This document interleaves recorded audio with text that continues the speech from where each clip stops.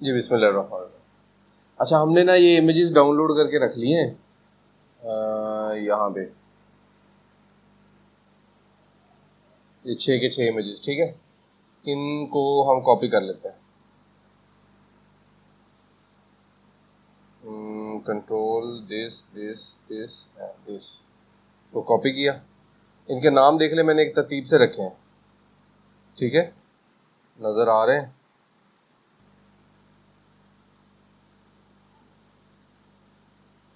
जी, एक तरतीब से रखे हैं, ठीक है। अच्छा, इन सब को जो है वो हम कर लेते हैं जी यहाँ पे। ये हमारा पुरानी कल वाली जो स्क्रीन है, प्रोजेक्ट में आए। अब ये कह रहा था जी इमेजेस फोल्डर कहाँ बनाना है, ये एक सवाल था इसके दिमाग में। तो ये देखिए, जब आप यहाँ पे इसके ऊपर राइट क्लिक करोगे तो ये इसके अंदर फोल्डर बनेगा, ठीक है।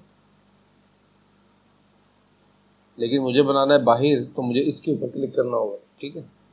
राइट क्लिक, न्यू और फोल्डर, ठीक है। फोल्डर हमारा बन चुका था। अब इसके अंदर हमने प्लेस करनी है। पहले हमारी इमेजेस मौजूद हैं, हम यहाँ पे इमेजेस वाई डालते हैं और ओके कर देते हैं, ठीक है। तो हमारी 6 की 6 इमेजेस आ गई हैं। ये हमने गिट में भी ऐड कर दी। ये हमारी 6 इमेजेस आ गई, ठीक है। अब एक दफ़ा जो है वो सिर्फ एक्यूरेसी के लिए हम जाते हैं और यहाँ पे जाके, ठीक है, इसको रजिस्टर कर देते हैं दोबारा से, क्योंकि सेम नेम से सेम फॉर्मेट में पीएनजी ये सारी की सारी, ठीक है। अब मसला नहीं आएगा। अच्छा जी, अब वापस आते हैं और जी, अब यहाँ पे जो है इस वाले वेरिएबल को भी मैं ख़त्म कर रहा हूँ और यहाँ पे एक वेरिएबल नया ले रहा हूँ जी। उसका नाम रख रहे हैं हम यहाँ पे इंट के, इंट नाम इज इक्वल टू 1 कर रहा हूँ, ठीक है। इंट नाम इज इक्वल टू 1 कर रहा हूँ और यहाँ पे जो यूआरएल है उसमें हमने क्या देना है, $, नम, ठीक है, .png, क्योंकि हमारा फॉर्मेट बिल्कुल सेम है, ठीक है। अब यहाँ पे 1 पहली वाली जो है वो इमेज आएगी, ठीक है, क्योंकि हमें नंबर 1 में हमने डिफ़ॉल्ट वैल्यू क्या रखी हुई है, num1। ओके, यहाँ तक कोई कन्फ्यूजन तो नहीं है? कोई परेशानी हो तो साथ ही बता दें। तो ये हमारा इमेज भी आ गया और क्लिकेबल भी है, ठीक है। अब इसको हमने चेंज करवाना है, उसके लिए हम एक फंक्शन बना लेते हैं, वॉइड रोटेट, ठीक है, या वॉइड शफल। ये हमने एक फंक्शन बना लिया, ठीक है। इसको जैसे कॉल किया जाएगा तो इसमें चेक किया जाएगा कि अगर नम की वैल्यू क्या है, 1 है, तो क्या कर दो, नम की वैल्यू 2 कर दो। एल्स इफ अगर नम की वैल्यू 2 है तो क्या कर दो, नम की वैल्यू, ठीक है। और अगर 4 है तो 5 कर दो, और अगर 5 है तो 6 कर दो, और अगर, हाँ, बल्कि अब 6 के लिए आपको ये आपके पास एल्स आ गई, ठीक है। तो ये आपके पास ये फंक्शन बन गया, ठीक है। अब इसको हम करेंगे कॉल। कॉल कहाँ करवाना है आपने, कॉल इसको करवाना है जहाँ पे ये इमेज चेंज हो रहा है, सेट स्टेट के अंदर, ठीक है। सेट स्टेट के अंदर हम इसे कॉल करवाएंगे, ठीक है। जैसे ये कॉल होगा तो वेरिएबल की वैल्यू अपडेट हो जाएगी, ठीक है जी। तो ये 2 3 4 5 6 1, तो ये इमेजेस हमारे ज़रा गलत आ गए, ठीक है। हाँ, साइज इसका गलत आ गया। अब उसके बाद हमने क्या करना है, हम चाहते हैं कि ये एक तो बन गया काम। अब हमारा ये एक जेस्चर डिटेक्टर कंप्लीट हो गया है। मैं चाहता हूँ कि ये रो या कॉलम की फॉर्म में कितने लग जाएं, 4 लग, ठीक है।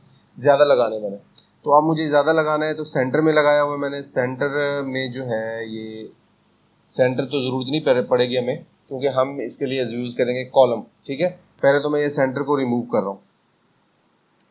क्यों रिमूव कर रहा हूँ, रिमूव का ऑप्शन कहाँ है जी, रिमूव दिस विजेट। अब ये जेस्चर डिटेक्टर आ गया, जेस्चर डिटेक्टर को मैं यहाँ से कर रहा हूँ कट, कट कर लिए।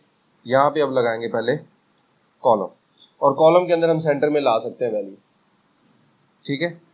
और यहाँ प्रॉपर्टी कौन सी लगेगी, चिल्ड्रन, ठीक है जी। कंट्रोल आल्ट एल कर दें ताकि फॉर्मेटिंग हो जाए इसकी। अब यहाँ पे आपने पहला जेस्चर डिटेक्टर लगा दिया। जैसे ही जेस्चर डिटेक्टर लगाया तो इसको जगह मिलेगी, कुछ कॉर्नर में रखन मिलेगी, ठीक है। अगर आप एक और जेस्चर डिटेक्टर लगाते हैं तो इसको कहाँ मिलेगी जगह, उसके नीचे, ठीक है। तो मुझे तो 2 इस तरह और 2 नीचे दिखाने हैं, ठीक है। तो उसके लिए अगर दरमियान में मुझे स्पेस देनी है तो उसके लिए मुझे साइज बॉक्स यूज़ करना होगा। साइज बॉक्स में मुझे हाइट सेट करनी है, तो मैं यहाँ पे हाइट लिखूँगा 10 या 20, ठीक है। अब यहाँ पे चूँकि कॉमा लगाना ज़रूरी है, तो ये इसके दरमियान में साइज़ आ जाएगा। अच्छा, अब यहाँ पे मुझे ये वाला काम तो ठीक है, लेकिन मुझे ये अभी नहीं करना, ठीक है। इसको मैं अभी बाहर निकाल के रख रहा हूँ। अच्छा, मुझे ये दोनों जो है वो लगाने हैं, लेकिन यहाँ नहीं लगाने, मुझे ये चाहिए, एक यहाँ चाहिए, एक मुझे यहाँ पे चाहिए, ठीक है। तो मुझे यहाँ पे यूज़ करना होगा रो को, ठीक है। रो में प्रॉपर्टी चिल्ड्रन दोनों प्लेस कर दिए मैंने, ठीक है। अब उसकी फॉर्मेटिंग के लिए कंट्रोल आल्ट एल दबा दें, सेट हो गया। चलिए, एक रो आ गया। अब उसके बाद ये पहला चिल्ड्रन, ये दूसरा चिल्ड्रन, ठीक है। दोबारा से ज़रा इसको रिफ्रेश करें, ठीक है। ये आ गई, यहाँ पे हमारे पास ये मसला आ रहा है, ठीक है। इसका मसला हम हल करेंगे कैसे, आल्ट एंटर करके रैबिट विजेट एक्सपेंडेड लगाएंगे, जैसे हमने लास्ट टाइम देखा था, ठीक है। ये एक्सपेंडेड में गया तो अब ये भी एक्सपेंडेड में जाएगा, ठीक है। आल्ट एंटर रैबिट विजेट एक्सपेंडेड, इसको कंट्रोल एस पे कर। अब आपको कोई इशू नहीं देगा, ठीक है। अब आप किसी पे क्लिक कर रहे हैं, वो एक अलग मैटर है, ठीक है, वो बाद में हैंडल करते हैं। अब मुझे इसके लिए एक और काम करना है कि मुझे एक और रो दिखानी है, ठीक है। तो मुझे अब जस्ट रो को कॉपी करना है, यानी कोड कॉपी कैसे कर रहे हैं वो भी आपको दिखा रहा हूँ, ठीक है ना। तो अब यहाँ पे आपको रो कॉपी करके यहाँ नीचे लगानी है, कंट्रोल एस करेंगे तो अब आगे नीचे एक पे तैयारी की हुई सब पे तैयारी हो जाती है, ठीक है। चारों के चारों अब मुझे क्या करना है, अब नीचे सेंटर में दिखाने हैं, ठीक है। तो मुझे क्या करना था, मुझे कॉलम की प्रॉपर्टी सेट करनी थी मेन एक्सिस अलाइनमेंट, ठीक है। कंट्रोल एस कर देना दोबारा। अब हमारा इशू रह गया है कि ये क्लिक हो रहे हैं तो सारे एक ही दफ़ा तब्दील हो रहे हैं, ठीक है। अब मुझे क्या करना है, यहाँ पे मुझे वेरिएबल डिसाइन करने हैं, इसके लिए अलग, इसके लिए अलग, इसके लिए अलग, इसके लिए अलग, ठीक है। तो यहाँ पे मुझे वेरिएबल डिसाइड करने होंगे, इंट डाइस 1, ठीक है।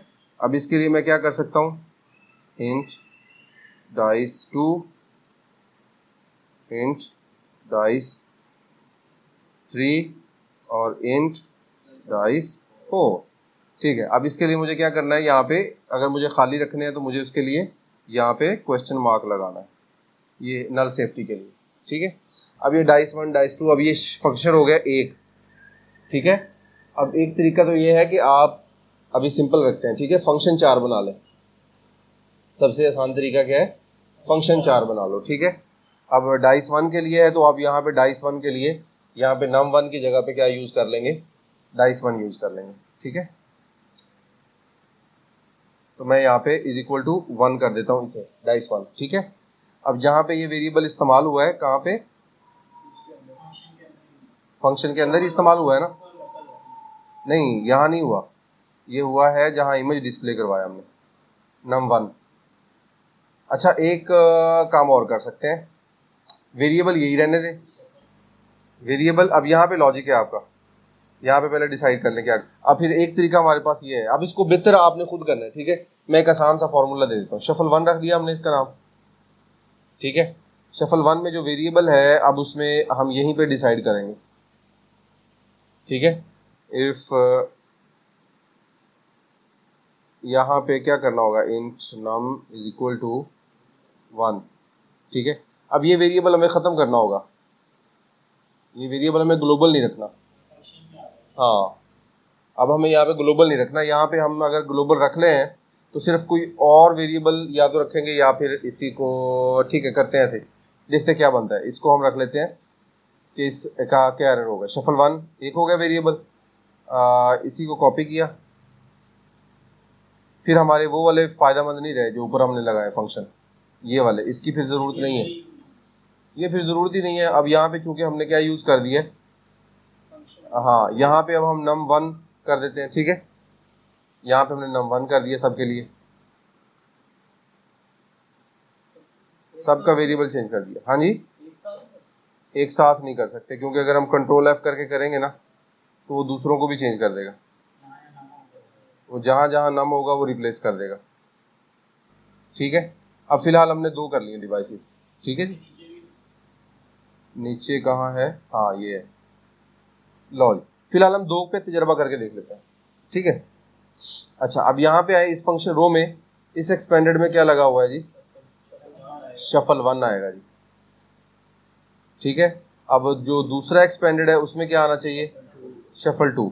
ठीक है, अब यहाँ पे ये वाली जो रो है ये इसको मैं फिलहाल डिलीट कर रहा हूँ। ठीक है, इसको क्या कर रहा हूँ, डिलीट कर रहा हूँ। अब इसको दोबारा से ज़रा रिफ्रेश करें, देखते हैं क्या बनता है। अब अगर डिफ़ॉल्ट इमेज ना आया तो फिर मसला है, डिफ़ॉल्ट इमेज आपको कोई ना कोई डिसाइड करना पड़ेगा। देखा, डिफ़ॉल्ट इमेज एरर आ गया। अब इस पर क्लिक करते हैं, क्लिक हो ही नहीं रहा, अब उसको डिफ़ॉल्ट इमेज नहीं मिल रहा। अब इमेज कहाँ पे लगा हुआ है, यहाँ पे लगा हुआ है नम, तो यहाँ पे हमें लगाना होगा num1। ठीक है, इसका मसला हल हो गया। अच्छा, अब क्योंकि num1 और num जो है वो ग्लोबल नहीं है। ठीक है, ग्लोबल नहीं है। अब ठीक है, आपको फिर एक वेरिएबल और डिक्लेयर करना पड़ेगा जिसका नाम होगा int num1 is equal to 1। ठीक है, अब वो इस फंक्शन में इस्तेमाल हो रहा है। ठीक है, हाँ, और इसी को हम यहाँ पे इस्तेमाल करेंगे इसके अंदर। दूसरे वाला किधर था, यही है, ये num1 आ गया। अब इसका पूरा सिस्टम ही अलग हो गया, इसका ग्लोबल भी अलग हो गया। हाँ, फंक्शन के अंदर भी हमने डिक्लेयर किया हुआ है। कहाँ किया है हमने, शफल 2 में। हाँ, ये वाला गलत है, इसको ख़त्म कर दे। ठीक है, अब कंट्रोल है, अब दोनों का कंट्रोल अलग अलग हो गया, उसका ग्लोबल वेरिएबल भी अलग और उसका अपना वेरिएबल जिसमें चेंजिंग्स हो रही है वो भी अलग। तो अगर तीसरी डाइस और चौथी डाइस थी तो फिर अब हमें उसको भी अलग अलग करना होगा। ठीक है, अब इसके ऊपर हम क्लिक कर रहे हैं, हम चाहते हैं कि इसका स्कोर भी ऊपर कैलकुलेट होता रहे। ठीक है, कि कितनी दफ़ा ये वैल्यूज़ आई हैं, तो मैं एक के लिए कर देता हूँ, चारों के लिए फिर आपने करनी है। ठीक है, तो यहाँ पे बताएं जी अब क्या करें। अब इसकी कैलकुलेशन मैं कह रहा हूँ जितने नंबर इस पे आ रहे हैं ना वो सारा काउंटर भी होता रहे। ठीक है, तो यहाँ पे मुझे एक तो वेरिएबल लेना होगा, सबसे पहले एक वेरिएबल लेना होगा int counter is equal to 1। ठीक है, काउंटर इज इक्वल टू 1। अच्छा, काउंटर के अंदर अगर हमने, काउंटर के अंदर ये है, ठीक है, काउंटर क्या किया था हमने, तो यहाँ पे ब्रैकेट लगानी पड़ेगी। एक तो नम इज इक्वल टू करना है 2 और साथ ही साथ क्या करना है, counter is equal to counter plus 2। 3 हो गए ना, जमा करने हैं। एक डाइस का एक नंबर, 2 डाइस है तो उसके 2 नंबर हुए ना, तो वो 3 हो जाएंगे। अगर 3 आई है डाइस तो वो 3 नंबर ऐड होंगे ना, अगर 4 आई है डाइस तो 4 नंबर ऐड होंगे। हम उसको जमा कर रहे हैं कि ये कितनी दफ़ा जो है वो हुआ है उसकी जमा कर रहे हैं। अब डाइस कैलकुलेट नहीं करें कि कितनी दफ़ा रोटेट हुई है, हम ये करें कि डाइस नंबर टोटल कितने हुए। ठीक है, अब इसी तरह जो है वो यही, अब हमें फार्मूला दोबारा से कॉपी पेस्ट करना होगा। एक के लिए कर लिए, अब चूंकि एक स्टेटमेंट थी तो आप डायरेक्ट लिख सकते थे, अब आपके पास मल्टीपल स्टेटमेंट्स हैं तो अब आपको ब्रैकेट्स के अंदर लिखना होता है। ठीक है, मेरा ख्याल है मैंने गलत कर दिया, यहाँ पे इसको पहले ख़त्म करते हैं और इसके अंदर लिखते हैं। ठीक है, बात समझ आ रही है, क्योंकि सिंगल स्टेटमेंट है कि इसमें, हाँ इसमें डबल आ गई, इसको ख़त्म। अच्छा, ब्रैकेट्स में कॉपी हुआ है, चलो ठीक है, फिर इसके बाद हम इधर सीधा पेस्ट कर देते हैं। ठीक है, इधर num2 है, यहाँ पे अब 2 था, एक मिनट, सही कर रहे हैं, एक में num2 करना था हमने, इसमें जमा 1 करना है। ठीक है, और हाँ ठीक है, और इसमें 2 है तो इसमें 2 जमा करना है, इसमें 4 करना है शिफ्ट, लेकिन जमा 3 करना है, जमा 3 करना है, वो शिफ्ट अगली पे करना है, ऊपर 3 आएगा। बस ये आपने कोडिंग में ध्यान रखना है। यहाँ तक समझ आए? नहीं नहीं, देखे ना वो शिफ्ट तो शफल तो अब डाइस तो अगले वाला ही आएगा ना, डाइस तो वहां पे शो चौथा ही होगा ना।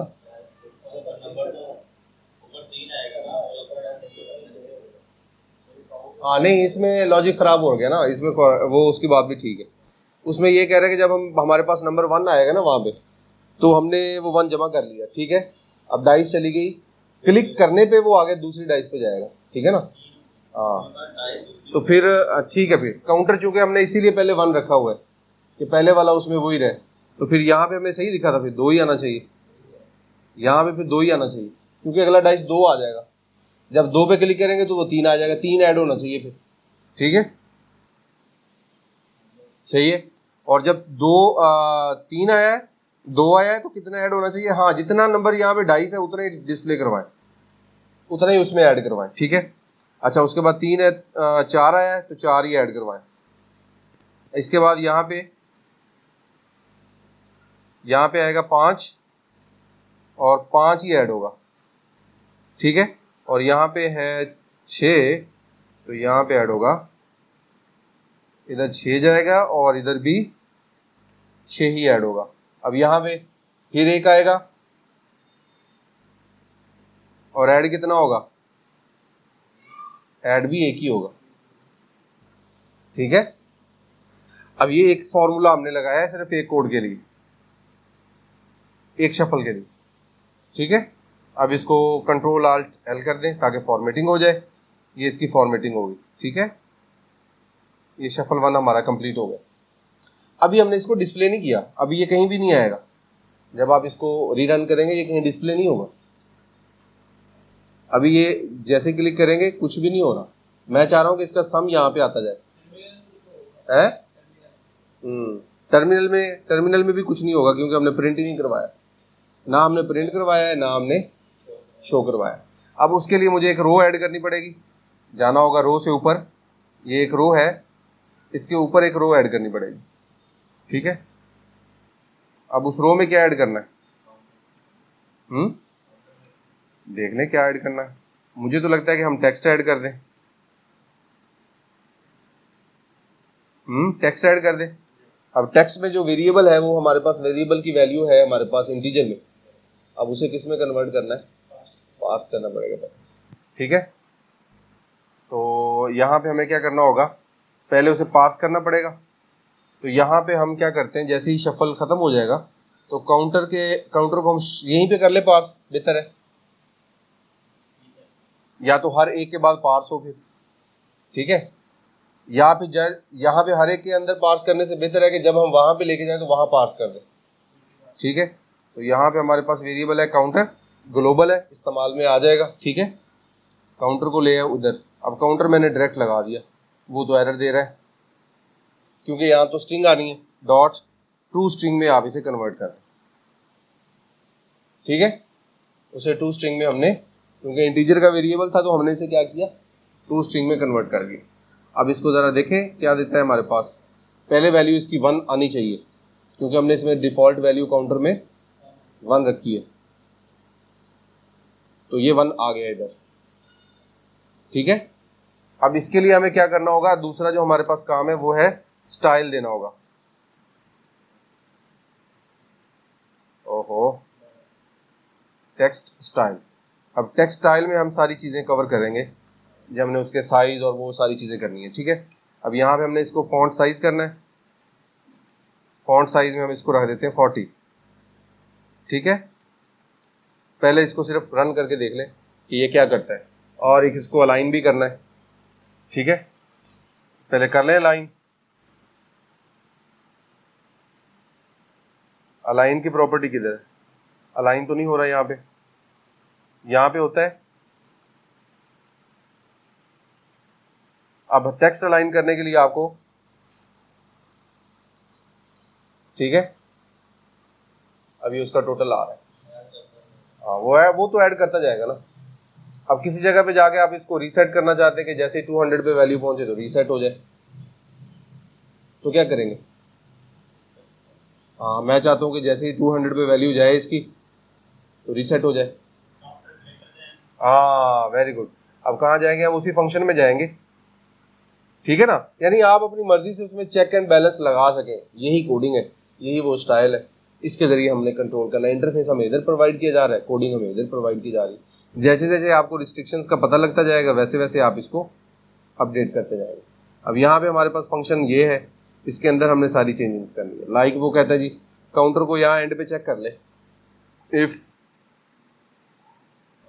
काउंटर जो है वो greater than or equal to क्या हो गया है 200 के, ठीक है। तो हम 200 पे तो बाद किधर गया, ऊपर चला गया। 200 पे तो क्या करो, काउंटर इज इक्वल टू 1 कर दो। ये बड़े आसान आसान से लॉजिक है, ये इफ अलग लग गई है, ठीक है। इसको दोबारा से रीसेट कर देते हैं। अब तो वो 1 से स्टार्ट होगा, ठीक है। अब ये चारों के लिए लगानी है आपने अलग अलग, पहले एक डाइस के लिए, फिर दूसरी डाइस के लिए, फिर तीसरी डाइस के लिए, और स्टाइलिंग भी अलग अलग करनी है, ठीक है। तो उसमें वो 5-5 जितना डाइस होगा उतने नंबर उसमें ऐड हो जाएंगे।